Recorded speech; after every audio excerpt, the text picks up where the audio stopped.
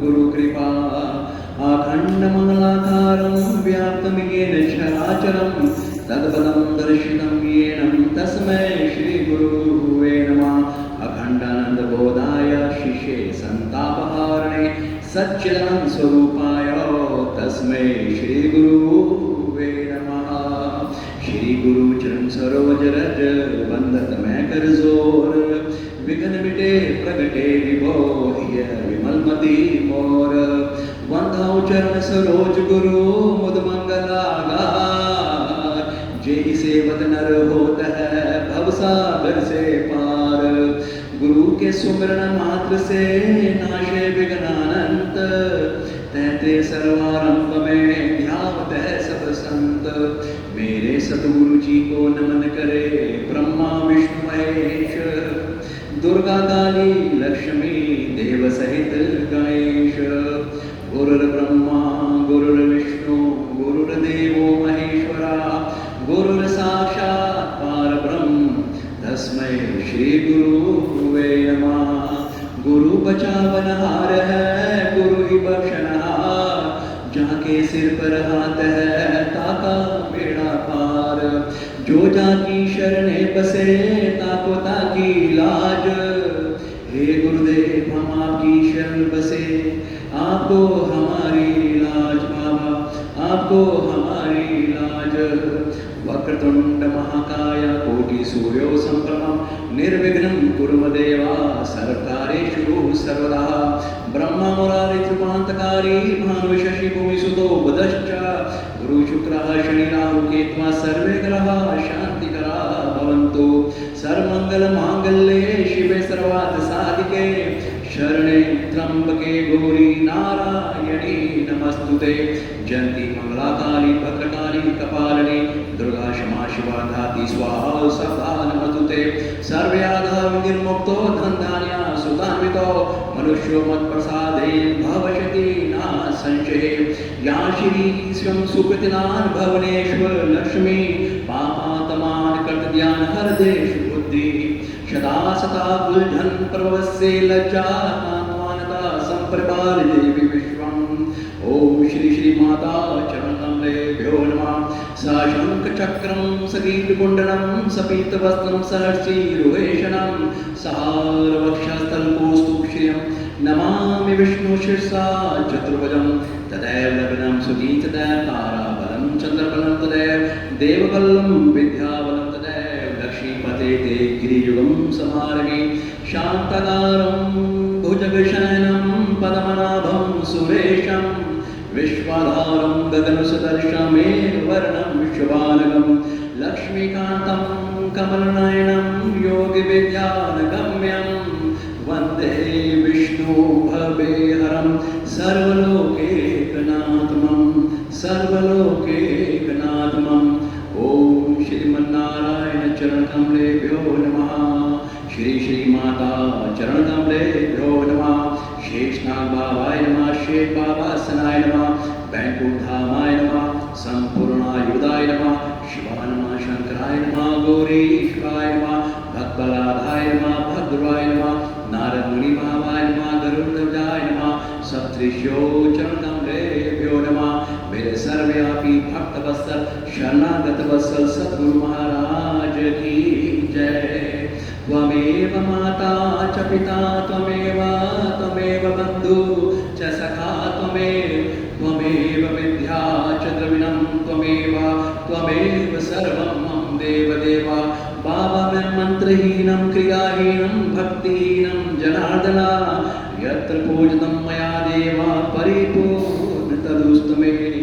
जो जाकी शरणे बसे ताको ताकी लाज। हे गुरुवर मैं आपकी शरण हूँ आपको मेरी लाज। प्रेम से बोलो श्री सद्गुरु भगवान की साचे दरबार की श्री लक्ष्मी नारायण भगवान की जय। श्रीमन्नारायण नारायण नारायण श्रीमन्नारायण ओ लक्ष्मी नारायण नारायण नारायण बाबा नारायण।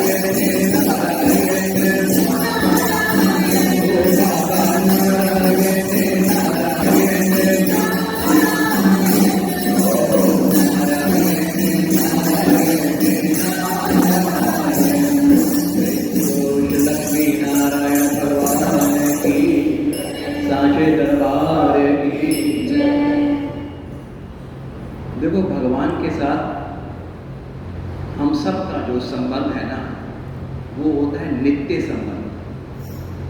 नित्य बोलते हैं जिसे कोई काट नहीं सकता, कोई ठुकरा नहीं सकता, कोई रिफ्यूज नहीं कर सकता, उसे बोलते हैं नित्य। उस चीज को हमें स्वीकार करना चाहिए। हम मनुष्यों की वृत्ति क्या है कि जिस चीज को हमें स्वीकार करना चाहिए उसे हम रिजेक्ट करते हैं, और जिस चीज को एक्सेप्ट करना चाहिए रिजेक्ट करते हैं, जिसे रिजेक्ट करना चाहिए उसे एक्सेप्ट करते हैं। मतलब हमारे गुरुदेव समझाते थे कि हमारा भगवान श्री हरि नारायण परमात्मा, उसके साथ हम सब का संबंध वो अनादि है, कोई ठुकरा नहीं सकता। आप भगवान के हो, मैं भगवान का हूँ, इस चीज को कोई भी ऐसी शक्ति नहीं है पूरे ब्रह्मांड में, कोई भी नहीं है जो इसको मना कर दे कि तुम भगवान के नहीं हो। आप भगवान के हो, इस चीज को एक्सेप्ट करना का नाम ही भक्ति है। और जो चीज हमारी नहीं है वो है संसार। हम नित्य देख रहे हैं, हर रोज हम देख रहे हैं, प्रत्यक्ष देख रहे हैं, यहाँ तक कि ये शरीर भी हमारा नहीं है, हमारा साथ नहीं देता, हमारी सुनता है, हमारे रिश्ते सेव नहीं रहते, हमारी सिचुएशन सेव नहीं रहती, संसार की जो हम इच्छाएं को भोगना चाहते हैं वो सेव नहीं रहती, जिन व्यक्तियों से हम प्रेम करते हैं वो हमारे साथ सेव नहीं रहते। जो चीज हमारे साथ इस धरती पे परमानेंट नहीं रहती, ना लोग, ना रिश्ता, ना वस्तुएं, ना संसार की माया, तो हम मनुष्यों की वृत्ति क्या है? हमारा सारा दिन ध्यान, हमारी सोच, हमारी कर्म करने की शक्ति, हमारी बुद्धि उसी संसार में लगी है, उसको पाना चाहती है जो नित्य नहीं रहेगी। आप शरीर छोड़ के चले गए तो आप भूल गए नीचे क्या, नीचे वाले आपको भूल जाएंगे आपको। आज आप अपने परदादा के बारे में सोचते ही नहीं, जो 100 साल पहले आपके परदादा इस धरती पे थे, उनका आज क्या हो रहा है, कभी आपके जहन में चिंतन भी नहीं होता। ठीक वही हाल मेरा आपका होगा 100 साल बाद। जिन वस्तुओं को हम प्राप्त करना चाहते हैं उसके लिए हमारे गुरु कहते हैं, ये नहीं कह रहे कि इनको प्राप्त नहीं करो, वो ये नहीं कह रहे, वो कह रहे हैं इनको, ये चीज तुम्हारे लिए बनी है, तुम्हारी सेवा के लिए बनी है, तुम इनकी सेवा के लिए बने हो, यूज करो। मगर हम उसमें अटक जाते हैं। हम सोचते हैं मेरा जन्म, मेरा एक ही लक्ष्य है, क्या? ये संसार। हमारी पूरी एनर्जी, अपने आप को सब जानते हो, आपका मन, मेरा मन 24 घंटे जिस चीज का चिंतन कर रहा है, सोच रहा है, उसको पाना चाह रहा है, वो क्या है? संसार। और संसार छूटने वाला, छूट भी रहा है। और वो क्या कह रहे हैं? जो नारायण नाम लेता है माता पिता कुल तारायण। कौन?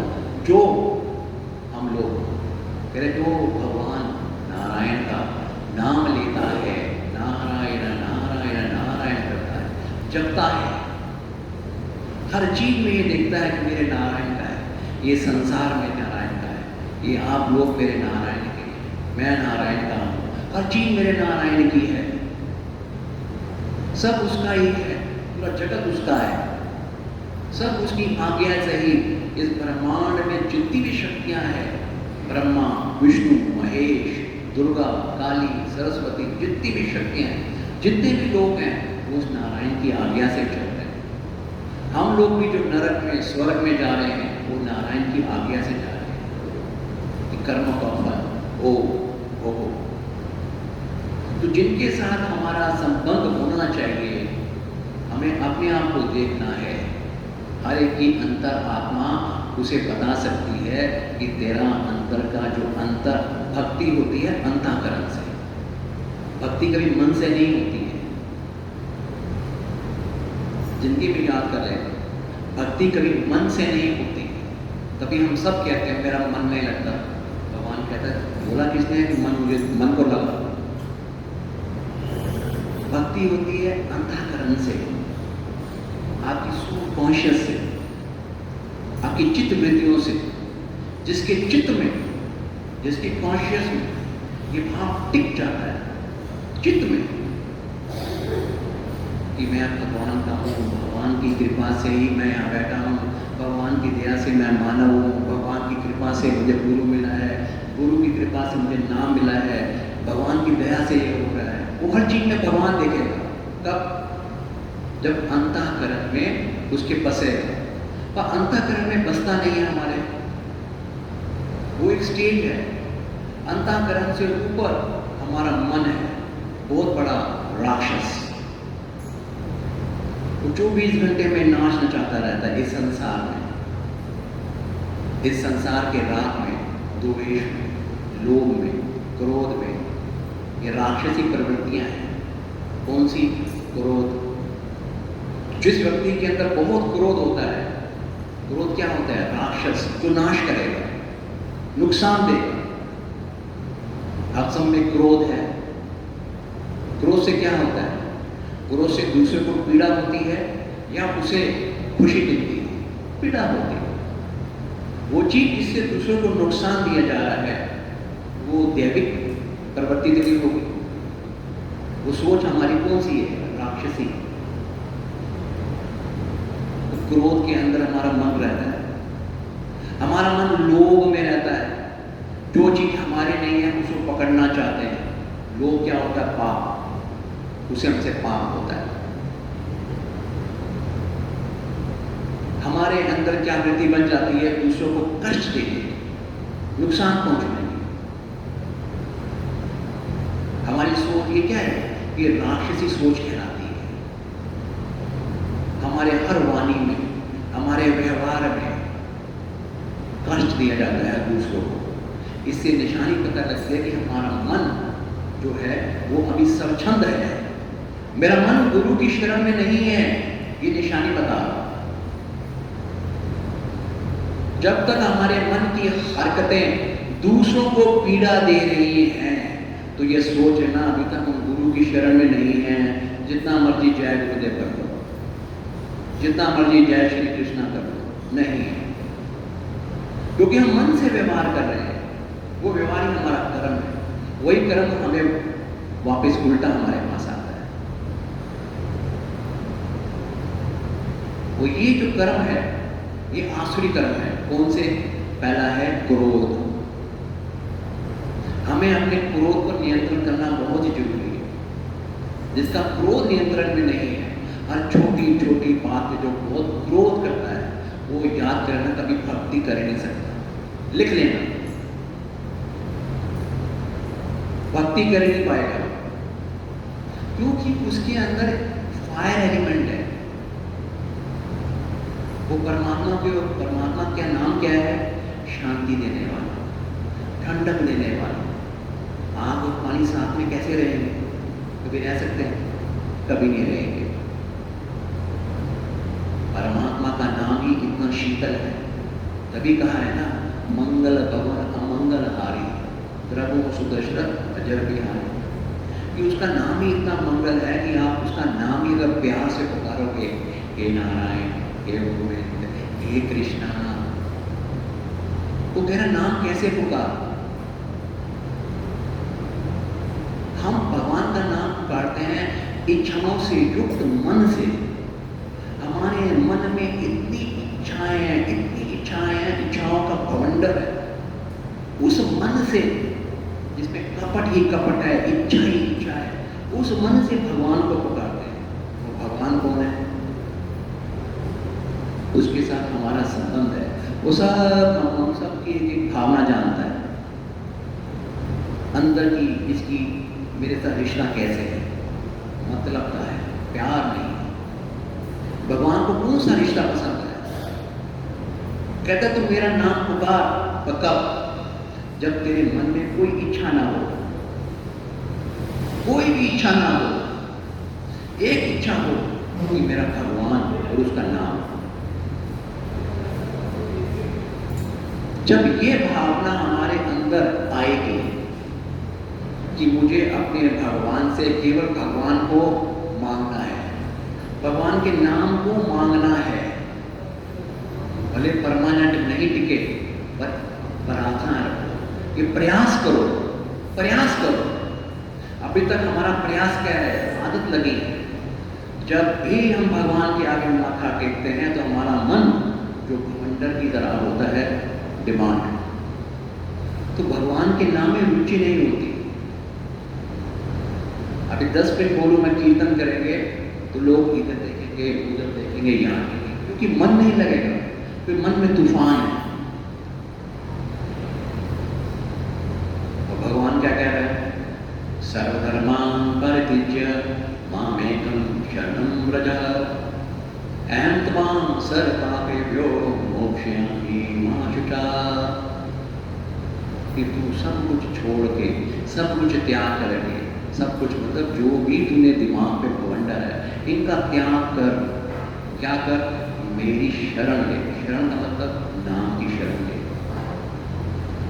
भगवान यूं सबको दिख तो नहीं रहा कि भगवान इस पर शंख, चक्र, गदा, पद्म धारी यहाँ खड़े हैं, नीला नीला शरीर है, कौस्तुभ मणि है, सर पे मुकुट है, मुकुट पे मोर पंखी है, दिख तो किसी को नहीं रहा, पर वो है, वो है।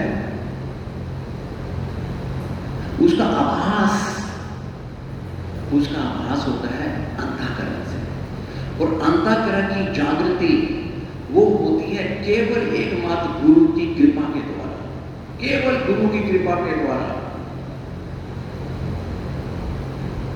जब तक गुरु की कृपा का हाथ नहीं आया है, तब तक हम लोग जो अनंत जन्मों से, अनंत योनियों में भटकते आ रहे हैं, मनमुखी कर्म करते आ रहे हैं, किस्मत का लिखा हुआ वही भोगते हुए आ रहे हैं, फिर वही भोगने को तैयार है। क्यों?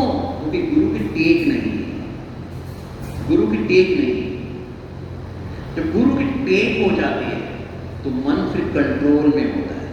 अभी मन चलता है ऐसे ऐसे, जब गुरु की टेक हो जाए तो मन ऐसे बैलेंसिंग होती है। बैलेंसिंग को बोलते हैं चेत, चेत, मन की एकाग्रता, बुद्धि में ज्ञान आ जाता। कौन सा ज्ञान? किताबी ज्ञान नहीं, वो ज्ञान नहीं कि ये देवता ये करता है, वो देवी ये करती है, कृष्ण ने ये कहा, वो ज्ञान नहीं। वो ज्ञान जो मेरे अंदर, आपके अंदर, आपको हर रोज उठते बैठते सोते जागते ये विवेक देता रहेगा। शीर बोर नीर का ऐसे, ये गलत है, ये सही है, धर्म बुद्धि प्रकट होगी। यार ये धर्म, ये मेरा धर्म कहता है ऐसे, ये गलत है। वो कब आएगी? जब गुरु की कृपा होगी। अब प्रश्न ये होते, हम तो गुरु को मानते हैं तो गुरु कृपा क्यों नहीं करते? गुरु जी करते नहीं, क्योंकि हमने गुरु से कभी ये मांगा ही नहीं है ना। हमने मांगा क्या है? हमने आज तक इतनी उम्र हो गई, अपनी अंतरात्मा में झांको, हमने भगवान से क्या मांगा है? संसार, संसार।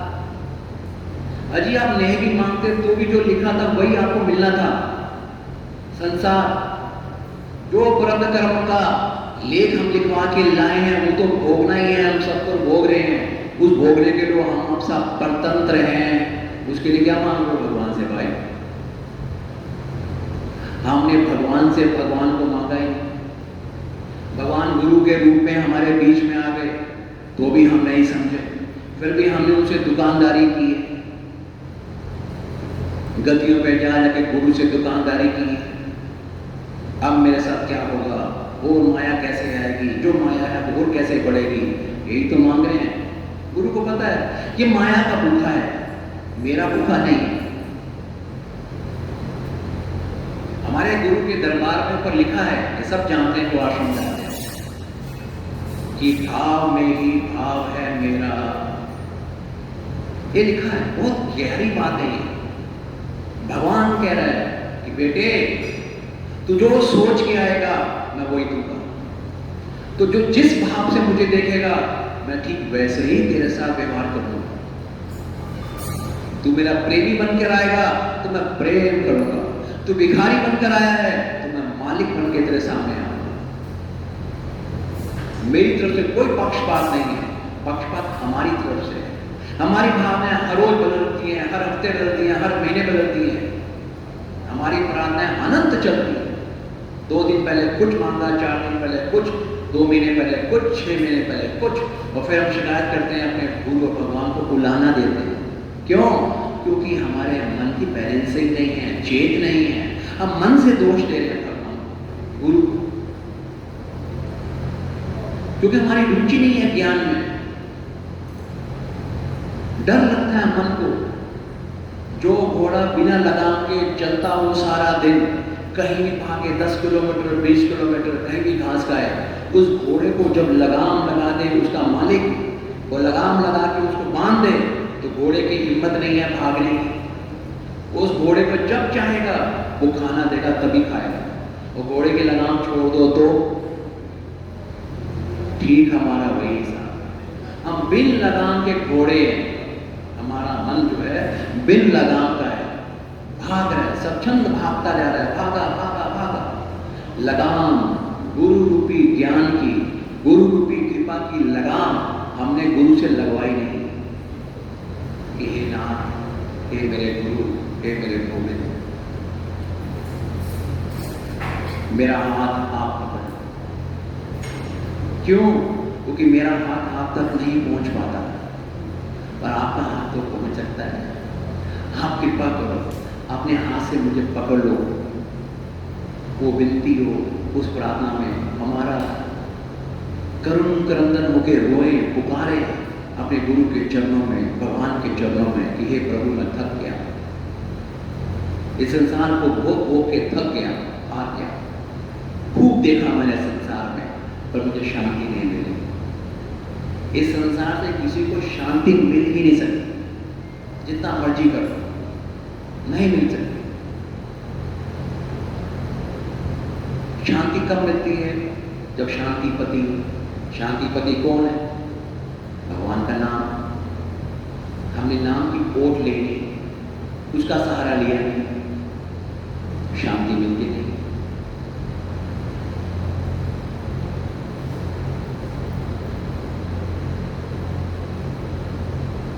हमारे गुरु कहते हैं, अगर ये चेत चाहिए, चेत, तो गुरु के वचनों को समझो। समझो, वचन बहुत है। पहली बात सोच लो कि मुझे क्रोध नहीं करना। क्या करना है मेरे को? मेरे को क्षमा करना है। आपको क्रोध क्यों ना आ रहा हो, वृत्तियों में लाओ, क्षमा करना है। क्यों? इसका उत्तर आप दोगे। मैं आपसे पूछता हूँ, क्या भगवान जी को क्रोध वाला व्यक्ति अच्छा लगता है या क्षमा करने वाला व्यक्ति अच्छा लगेगा? आप खुद ही बोलोगे क्षमा। जो व्यक्ति दूसरों को नुकसान पहुंचाए और जो दूसरे व्यक्ति दूसरों को मदद करे, भगवान को कौन अच्छा लगेगा? आपकी आत्मा, आपकी अंतरात्मा बता देगी। हम अंतरात्मा की सुन नहीं रहे हैं कि भगवान को पसंद है दया वाला व्यक्ति, दयालु स्वभाव वाला। भगवान को वो प्रिय है जिसके हृदय में दया होती है, जिसके हृदय में क्षमा का भाव होता है। भगवान को वो भाता है। हम भगवान से क्या छुपा सकते हैं? मुंह में राम, बगल में चूड़ी, नहीं भाता। ले जा लूट के, कहते जितनी माया चाहिए ले जा, खूब ले जा, कोई दिक्कत नहीं है। उसे पता है वो मेरी माया ही इसको तबाह करेगी, वो माया ही से तबाह करेगी।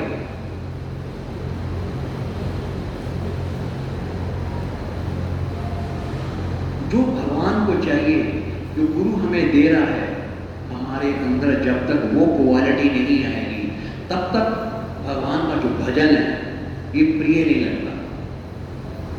हम सब भगवान का भजन करना चाहते हैं, वो करते भी, पर जो चीज भगवान को रीचे, जैसे एक दोहा था कि कृष्ण कृष्ण सब कहे, राजा रंग और चोर, पर बिन प्रेम रीचे नहीं वो नागर नंद किशोर।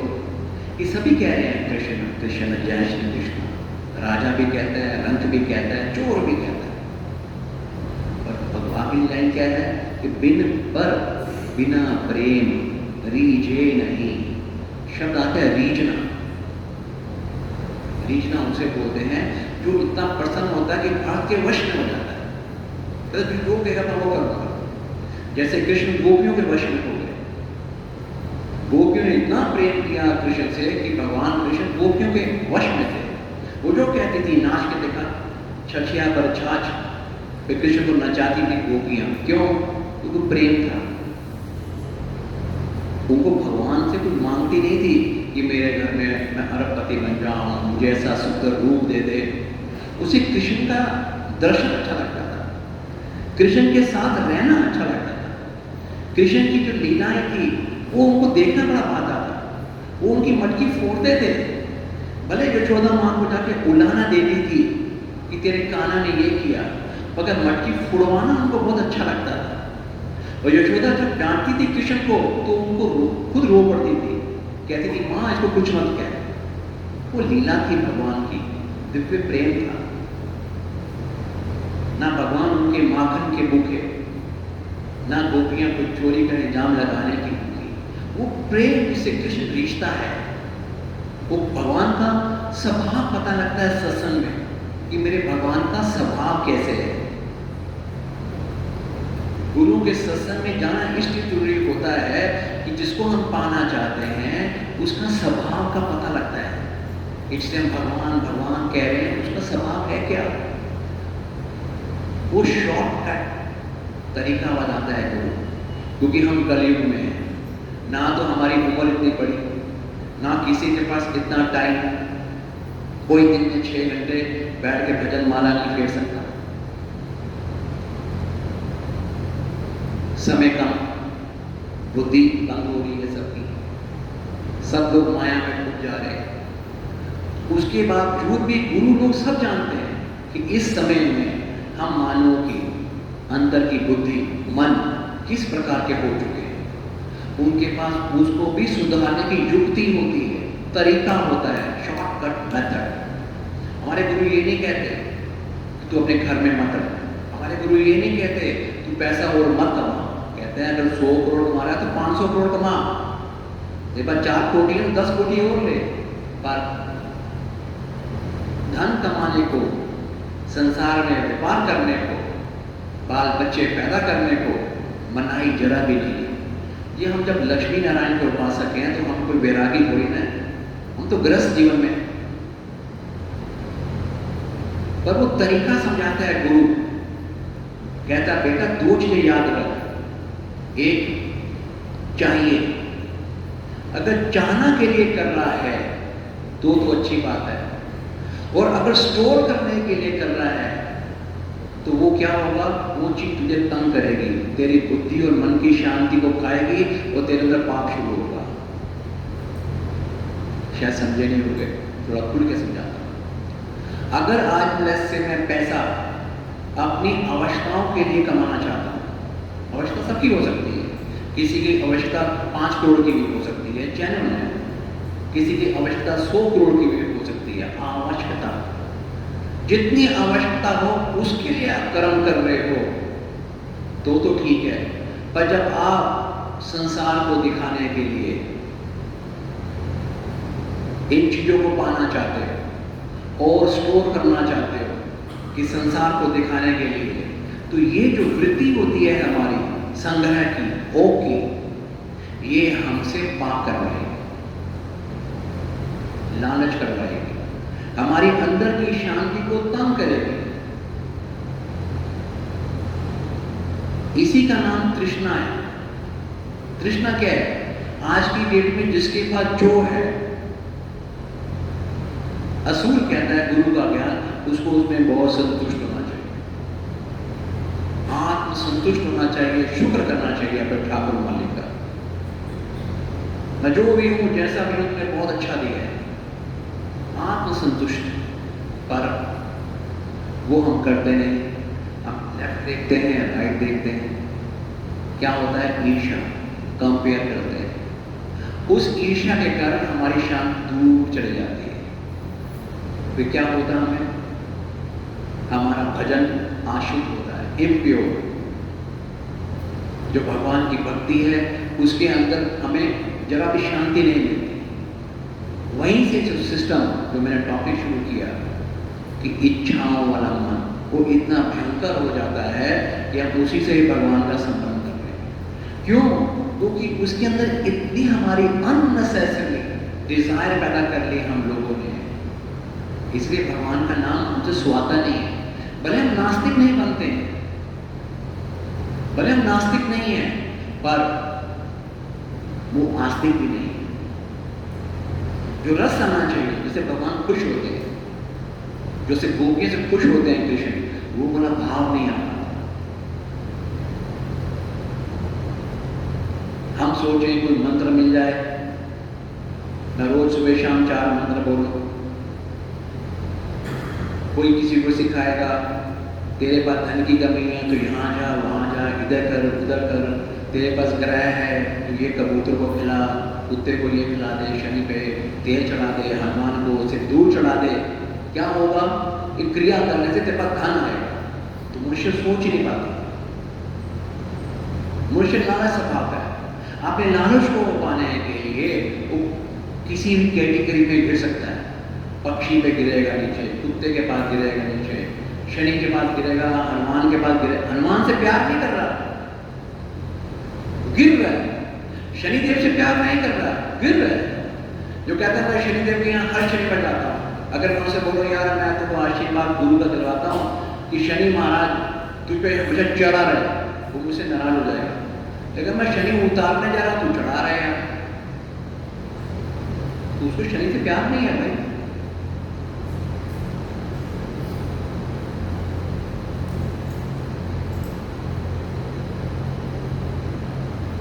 तो गुरु की कृपा से जब तक वो ज्ञान, बैलेंस ऑफ माइंड जिसे बोलते हैं, वो नहीं आता है, तो हमारे कर्म जो होते हैं वो विकर्म बनते हैं, हमसे अशुद्ध कर्म होते हैं, इम्प्योर कर्म होते हैं। जिस कर्म से हमारी स्पीड बहुत बढ़नी चाहिए वो बढ़ नहीं पाती। इसीलिए गुरु लोग, जो पहुंचे हुए गुरु हैं, जो भगवान के सायुध होते हैं, जो भगवान के स्वरूप हैं, जो जिनको भगवान पूर्ण शक्ति देकर धरती पे देता है, उन गुरु को, जिसको शास्त्र कहते हैं कि मोक्ष मूलम गुरु कृपा, कि अगर तुझे मोक्ष भी चाहिए है तो गुरु की कृपा से ही मिलेगी। वो गुरु हर युग में, हर समय में इस धरती पे आवित्रित होते हैं, वो दिव्य होते हैं, क्योंकि हम भी दिव्य हैं, आप भी दिव्य हो, वो गुरु भी दिव्य है, नारायण भी दिव्य है। उसको जोड़ने के लिए ही गुरु हमारे बीच में, जैसे आज समय चल रहा है, उस समय के हिसाब से हमें ज्ञान देते हैं, वो समझाने का प्रयास करते हैं।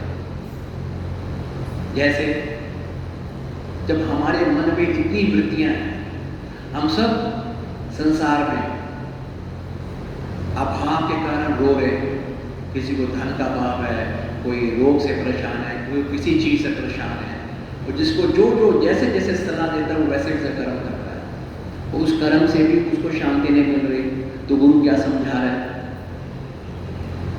गुरु कहता है क्या? कहते हैं बेटे तू जिसको मानता है, जो अविनाशी है, जो अकाल है, जो आज जन्मा है, उसकी शरण ले, उसकी शरण में जा। अब हम ये शब्द 1000 बार सुन चुके हैं कि शरण में जा, शरण में जा। अब ये शरण कैसे जाया जाता है? तो प्रश्न ये करें, जब कहा जाता है कि एक बार, भगवान कहते हैं कृष्ण गीता में, तू एक बार मेरी शरण में आ जा, मैं तेरे सब पापों को जला के राख कर दूंगा, तुझे शुद्ध कर दूंगा। बताओ, शुद्ध कर दूंगा मतलब कोई भी पाप नहीं तुझे सताएगा, कोई कलह कलेश तुझे नहीं सताएगा, शुद्ध कर दूंगा। और यहां तक बोला तुझे मैं अपने जैसा बना दूंगा। बताओ, अपने जैसा मतलब कि भगवान 24 घंटे कैसे रहते हैं? प्रसन्न, सच्चिदानंद, ऑलवेज हैप्पी। भगवान को कभी क्रोध नहीं आता, बोले तूफान आए, लोग मरे चले, भगवान प्रसन्न। कहना अपने जैसा बना दूंगा, कि तेरा स्टेट ऑफ माइंड अपने जैसा बना दूंगा। कब? जब तू शरण ले। अब शरण है क्या? एक होता है कर्म, और एक होता है भाव। हम जितने भी कर्म कर रहे हैं सुबह से लेकर रात तक, भले पूजा पाठ भले कर्म, भले दान दक्षिणा के कर्म, हम सब किसी न किसी रीति रिवाजों में अपने तरीके से भगवान की को कर रहे हैं। वो होता है कर्म। कर्म से भगवान कभी मिलता ही नहीं है, ये याद कर लेना।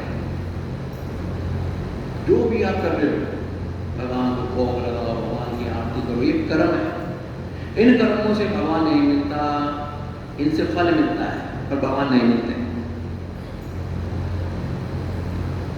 भगवान मिलते हैं शरण से। वो शरण सिर्फ ली जाती है भाव से, भावों से ली जाती है शरण। वो भाव होते हैं वर्तमान में। वो कर्म होते हैं हमारे, कर्म में जाओगे तो कभी भी पार नहीं पाओगे। क्यों? क्योंकि मेरे ऊपर, आपके ऊपर, हमारे ऊपर संचित कर्मों का फल है, प्रारब्ध कर्मों का फल है। हमने जो अनंत जन्मों से पाप किए हैं उसका फल 24 घंटे हमें देता है। कभी हमारी मन बुद्धि 24 घंटे विचलित होती है। कभी मन प्रसन्न है तो कभी मन दुखी है। कभी मन में बैठे बैठे रोना आ रहा है, कभी मन में बैठे बैठे क्रोध आ रहा है। ये क्या है? ये कर्मों का फल है। वो पाप, वो पुण्य रूपी कर्म 24 घंटे मुझ पर, आप पर विराजमान रहते हैं, दंडित करते रहते हैं। 24 घंटे दंड देते रहते हैं, अच्छा बुरा, अच्छा बुरा। ये कर्म का फल हम भोग रहे हैं और भोगेंगे आगे भी। क्यों? भगवान कहता है कर्म तेरे हैं, फल भी तेरा है। जब दिन में 1000 बार तू ये कह रहा है, क्या ये मेरा शरीर है, जी मैं ये हूँ, जी मेरा मकान है, जी मेरी पत्नी है, जी मेरे बच्चे हैं, जी मैं अच्छा इंसान हूँ, जी मैं हूँ, कहता 1000 बार तो मैं कहता है। तेरी इंद्रियों में, तेरी आत्मा में, तेरे व्यवहार में, तेरे विचारों में खूब समा रखा है कि मेरा है। जब हर चीज तेरी है तो कर्म भी तो तेरे हैं भाई, उसका फल भी तो तू भोग, वो मैं भी भोगूंगा। और हम क्या करते हैं? दिन में 1000 बार मेरा मेरा मेरा मेरा मेरा मेरा मेरा, और कुछ खराब हो जाए तो भगवान को गाली देते हैं, गुरु को गाली देना शुरू कर देते हैं। गुरु ने ऐसा क्यों किया, भगवान ने ऐसा क्यों किया, ये ऐसे हैं वैसे हैं। बुलाना देते हैं भगवान और गुरु को, तो भगवान को कोई फर्क नहीं पड़ता, कोई फर्क नहीं पड़ता। वो हमारी अज्ञानता है, छोटी सोच है, गुरु की सोच नहीं है। भगवान कहता है कि अगर तेरे को 24 घंटे आनंद चाहिए, तेरे चित्त में शांति चाहिए, तेरे मन बैलेंस चाहिए, तो एक काम कर, मेरी शरण में जा। शरण का मतलब वो भाव, मैं भाव से शरण में होता हूँ। वो भाव इस वक्त बनता है, भाव वर्तमान में बनता है। भाव आपको खुद बनाने पड़ेंगे। भाव कोई रिश्तेदार नहीं बनाएगा, भाव आपको, मुझे, सबको बनाने पड़ेंगे। क्या भाव? पहला नंबर है जो सत्संग शुरू किया, सभी करती, एक्सेप्ट करो। क्या? मैं भगवान का हूँ, भगवान मेरे हैं, इसको एक्सेप्ट करो। कौन है वो भगवान? जो जगत के, ब्रह्मांडों के, लोकों लोक के जो मालिक हैं, चर के, अचर के, 84 लाख योनियों का मालिक है, जिनको ब्रह्मा जी भज रहे हैं, जिनको विष्णु भज रहे हैं, जिनको शिव ध्यान कर रहे हैं, जिनको सब देवियां ध्यान कर रही हैं। वो भगवान जो कभी राम बन के आते हैं, जो कभी कृष्ण बन के आते हैं, जब चाहा जो रूप धारण करके आए, जब चाहा गुरु के रूप में धारण करके आए, वो भगवान अनादि परमेश्वर नारायण हरि, वो भगवान मैं उनका हूँ। वो भाव, मेरा लक्ष्य क्या है?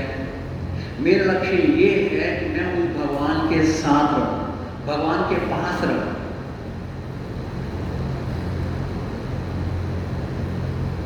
जब भगवान ये देखता है कि इसे याद आ रही है, इसकी स्मृति खुल रही है, तभी अर्जुन ने एक शब्द प्रयोग किया गीता के अंदर, स्मृति हो, बोला ऐसा कि मुझे याद आ रही है भगवान ज्ञान दे रहे हैं। तब मुझे बोला, हाँ प्रभु, अब मुझे याद आ रही है, स्मृतियो हम, वो ही गुरु हम शिष्यों को सत्संगों के माध्यम से हमारी सोई हुई बुद्धि को जगाने का प्रयास करते हैं कि हमारी अंदर जो सोई हुई आत्मा है, उस आत्मा के ऊपर जो इतना बड़ा कूड़ा है, क्रोध, लोभ, राग, द्वेष, ईर्ष्या, हिंसा, ये जो है, जो आत्मा हमारी सोई पड़ी है, वो जब धीरे धीरे ये निकलता है, वो भाव प्रकट होता है। तो जब ये भाव बन जाता है कि मैं शरीर नहीं हूं, मैं कौन हूं? मैं उसकी आत्मा हूं, उसका अंश हूं, ये मेरे माता पिता हैं, ये मेरे स्वामी हैं, ये शरीर मैं नहीं हूं। मैं खुद हजार बार, आप खुद हजार बार बोलते हो क्या? ये मेरा शरीर है, मेरी बाहर गाड़ी पार्क है, आपकी गाड़ी पार्क है, क्या बोलेंगे? मेरी कार है। ये नहीं कहूंगा कि वो राजू है, वो मेरी कार है जो बाहर है, जिसको मैं यूज करूंगा आने और जाने के लिए। ये मेरा शरीर है, ये राजू नहीं है।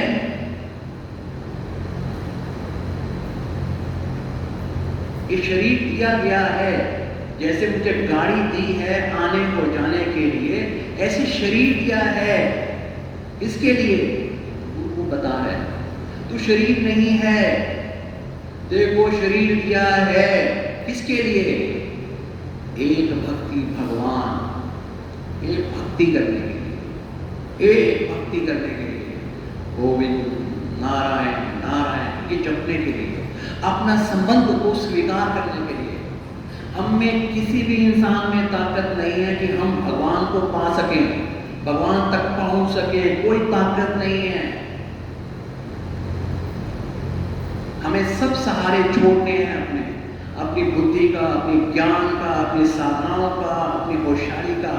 एक ही है भाव, केवल एक बात स्वीकार करना, मैं तेरा हूं ना बाबा। हम जितना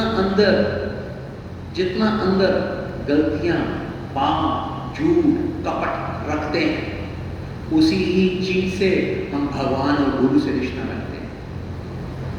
तभी भगवान इशारा करता है कि मोहे कपट छल छिद्र न भाव। कहते वो व्यक्ति जिसके अंदर छल और कपट को मुझे भाता ही नहीं, मैं देखता ही नहीं। कहते जो व्यक्ति एहसान फरामोश हो, कर्तगिन हो, कहता उसकी तरफ थोड़ी शक्ल भी नहीं देखता। यमराज को बोलता हूं किसको? जो कीर्तगन हो, ये भगवान के बारे में बता रहा हूं। कीर्तगन मतलब जो भगवान के किए हुए को ना माने, जो गुरु के किए हुए को नहीं माने, एहसान फरामोश, वो कहता है उसका तो हम होगी। यमराज देखता है उसको। जितने भी योनि में आप देख रहे हो बाहर जो घूम रहे हैं, क्या है? कीर्तगन। वो भी कभी इंसान थे। जो योनियां देख लो, चीटी, मकोड़ी, ये जितने भी योनि, कभी ना कभी किसी जून में इंसान रह चुके। और कीर्तगन, एहसान फरामोश, ये योनि इसलिए भगवान ने दी। ये योनि जो हम बैठे हुए हैं, बड़ी पवित्र, बड़ी उत्तम योनि है, सर्वोत्तम योनि। भगवान कहता है मुझे बहुत प्रिय है मानव योनि, मैं खुद मानव योनि में आता हूं।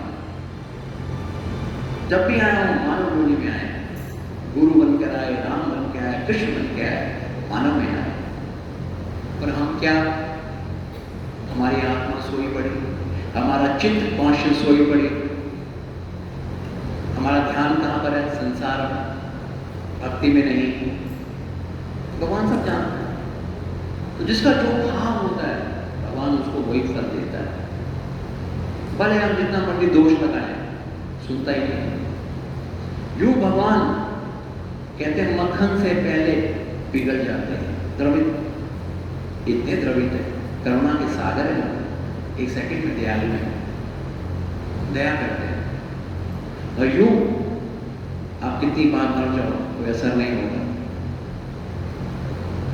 अगर भगवान को भी जाना है तो जो हमारे गुरु समझाते हैं वो है भाव। वो भाव बनेगा कैसे? आपने ने बताया कि हमें शरणागत होना चाहिए।